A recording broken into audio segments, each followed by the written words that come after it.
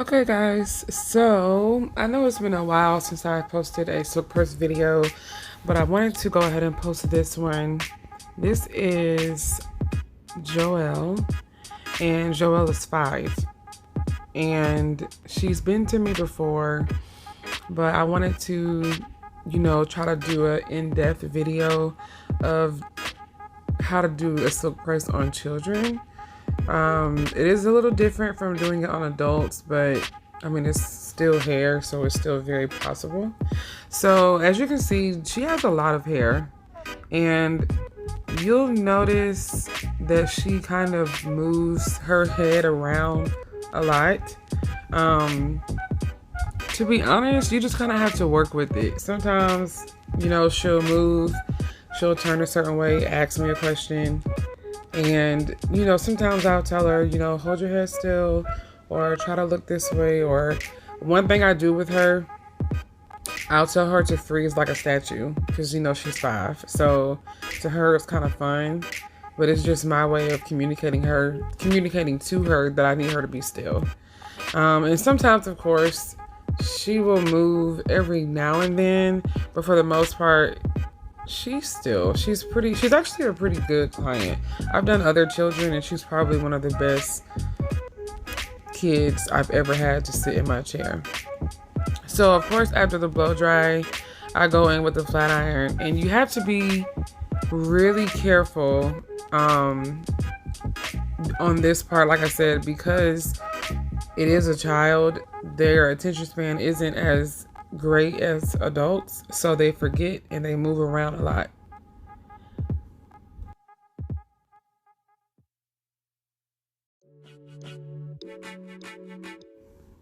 So what you will notice me doing here is I'm taking sections of her hair for me to press with the iron. You'll notice I'll comb through a piece a few times and I'll kind of grip it really tight between my fingers. Having really good tension when you're pressing hair is really important.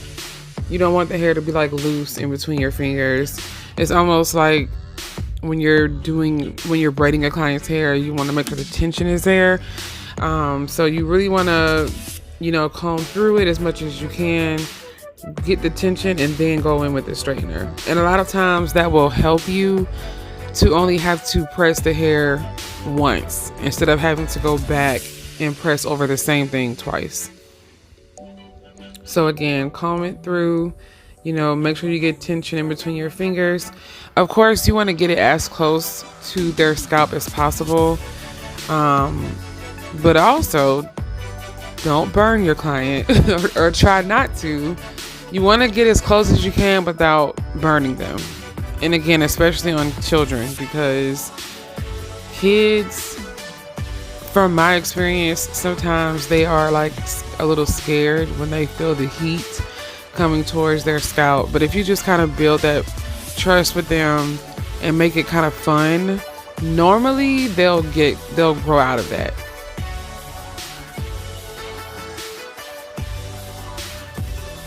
And again, you'll see me comb through a section. This is like my 3rd time combing through that one piece. Get the tension in between my fingers and then go in with the straightener. Getting as close to the scalp as possible without actually getting the straightener directly on the scalp. Go through with one pass and that's it. And I recorded myself doing this a few times just so that you can really get a look at how it should be done.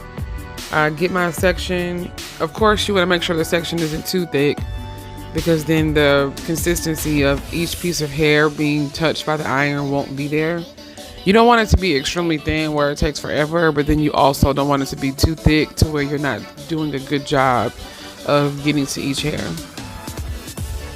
Get your section, comb through your section. Sorry that my shoulder is in the way. And then you go ahead and press it through, followed with the comb. That's another thing. I don't ever press without the comb going through the hair first and then the iron coming behind it.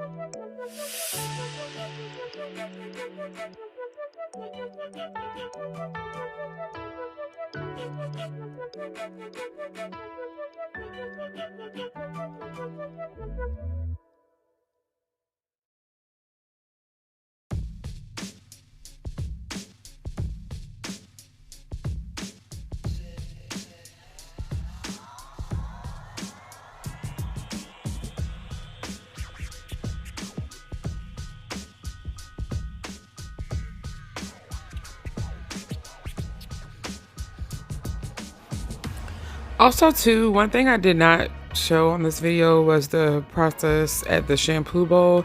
I feel like I probably washed Joelle's hair maybe 3 times. It was between 2 to 3 times. Her hair was actually really tangled. And I think her sister said they had been swimming a lot this summer. So I actually wet her hair first, put some conditioner on it second. I took my time and combed out each piece. Then I rinsed the conditioner, and then I proceeded to do the shampoo and the conditioner after that. If a client ever comes in and their hair is really tangled, you don't ever want to just go straight in with the shampoo, because the shampoo is going to make it a whole lot worse than when they first came in. So my advice would be to detangle it first before you do anything else to it. Before you shampoo it, before you try to blow dry it, make sure that it's combed out thoroughly. It'll make the process a lot easier, especially if it's a child, because that usually is the worst part that they don't like, is the detangling part. So I try to make that as easy as as possible.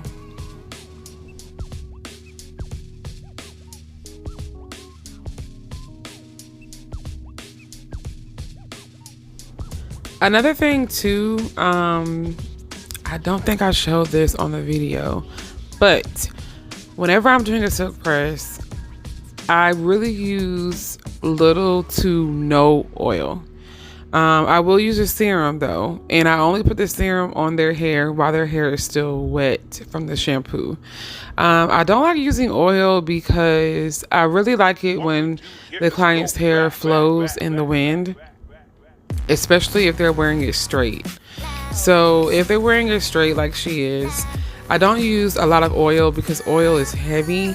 Even though it may add shine to the hair, it will weigh the hair down and the hair won't really move that much because of the oil. So yeah, I'm not really a big fan of oil being used with the silk press. It makes the hair more heavy, it makes it a little more stiff.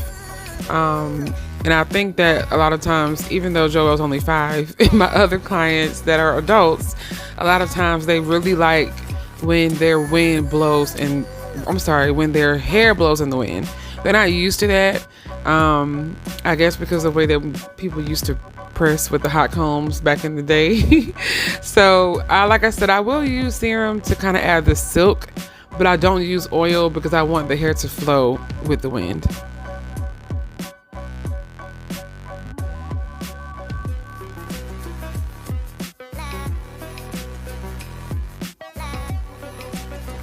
Okay, so I did saran wrap her. I put her under the dryer for about maybe 10 minutes, I would say. I did have her sister help me wrap her hair because, of course, when it is freshly washed, it's going to be a little difficult to wrap because it's really clean, so it tends to just fall. So having a helping hand or two, there's no problem with that. As long as you can get it wrapped and get it tight up under the saran wrap, everything will be fine. So you'll see me combing her hair down, and like I said, this is after it has already been wrapped with the saran wrap and placed underneath the dryer.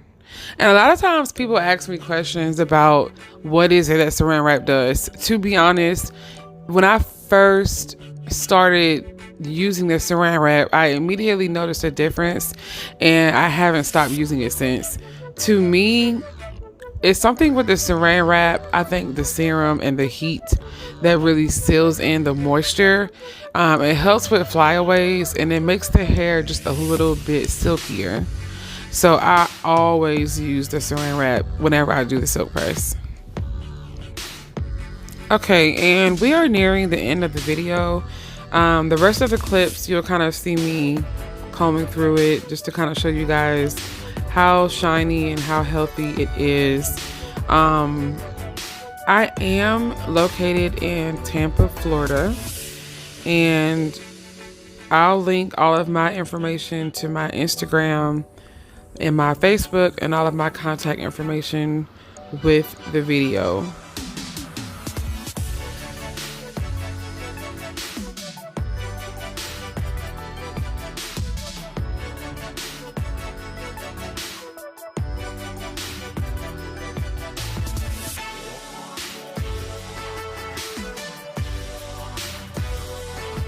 And while you're doing the client's hair, if you notice any like little flyaways or any little pieces of hair that are sticking up, sometimes what I will do is I'll take a little bit of serum and I'll put it on the hair if I feel like I need to. But I am really cautious about it because even too much serum can weigh down a client's hair. So of course I'll use serum over oil, but even with the serum, I'm still cautious of how much I use. And then sometimes too, I may use like a light holding spray, not a spritz, but a holding spray. And I'll spray it on top of the head to kind of help with the flyaways. And normally that has always gotten the trick done for me. A little bit of serum and a little bit of holding spray can go a long way.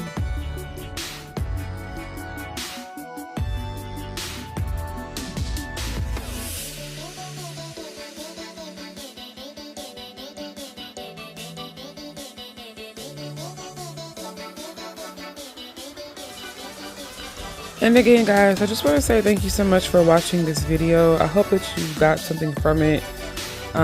Please feel free to share. Please share, please like, please comment. Tell me what you guys think.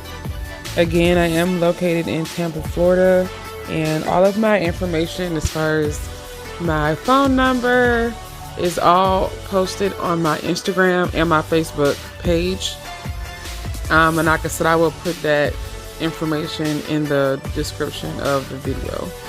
And here I did spray a little bit of oil sheen on her hair, but again, like I said, you just want to be cautious. It's better to use not enough and have to add more than to start off with too much and then it's like too late, because once you put too much oil into the customer's hair, the only thing that you can do at that point is wash it out.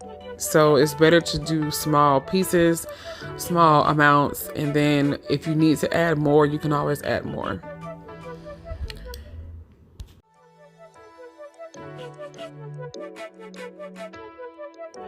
And before you go, do not forget to hit that thumbs up. Don't forget to hit the share button.